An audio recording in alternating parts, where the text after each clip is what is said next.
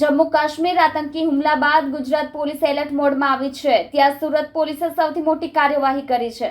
શહેરના અલગ અલગ વિસ્તારોમાંથી 100થી વધુ બાંગ્લાદેશી લોકોની અટકાયત કરી છે। સ્થાનિક પોલીસ સાથે ડીસીબી એસઓજીની પણ જોડાઈ હતી।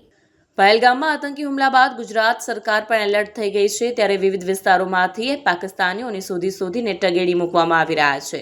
ત્યારે અમદાવાદ અને સુરતથી એક ચોંકાવનારા સમાચાર સામે આવી રહ્યા છે। બંને મોટા શહેરોમાં દરોડા દરમિયાન શહેરમાંથી લગભગ 120થી વધુ શંકાસ્પદ બાંગ્લાદેશીઓ પકડાયાનો દાવો કરાયો છે, જેમાં મહિલા અને પુરુષો બંને સામેલ છે। જેમાં અમદાવાદમાંથી 400થી વધુ જ્યારે સુરતમાંથી 120થી વધુ બાંગ્લાદેશીઓની અટકાયતના અહેવાલ મળી રહ્યા છે।